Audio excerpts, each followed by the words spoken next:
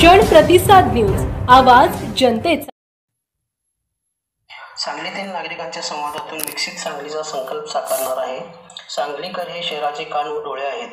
त्यांचे जीवनमान उंचावण्याकरिता त्यांना काय हवं काय नको यासाठी त्यांनी बोलायचं, आम्ही ऐकायचं आणि त्यांच्याकडून प्राप्त सूचना एकत्रित करून भविष्यातील चांगल्या सांगलीचा संकल्प करायचा। या हेतूने संवाद सांगलीसाठी हा उपक्रम हाती घेतला आहे, असे प्रतिपादन पृथ्वीराज पाटील यांनी केले। इंजिनियर्स अँड आर्किटेक्ट्स असोसिएशनच्या सभागृहात आयोजित संवाद सांगलीसाठी या उपक्रमात नागरिकांशी संवाद साधताना ते बोलत होते। प्रारंभी दीप प्रज्वलन करण्यात आले। असोसिएशनचे अध्यक्ष केदार टाकवेकर यांनी संवाद व प्रास्ताविक केले।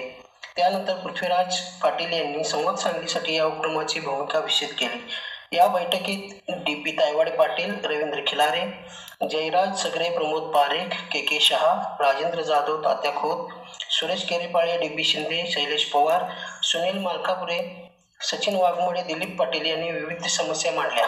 संवाद सांगलीसाठी उपक्रमांतर्गत आज या दोन्ही ठिकाणी सांगलीला भेडसावणाऱ्या लाईट, पाणी, रस्ते, उद्याने, क्रीडांगण, वाहतूक नियंत्रण, पार्किंग, नाट्यगृह, प्रशासनावर अंकुश, घरपट्टी, गुन्हेगारी इत्यादी प्रश्नावर चर्चा झाली।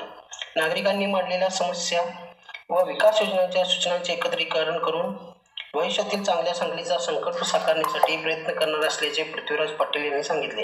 आभार रवींद्र खिलारे यांनी मांडले, तर सूत्रसंचालन प्राध्यापक N.D. बिरनाळे यांनी केले। सांगलीहून जनप्रतिसाद न्यूज करता अनिल जोशी।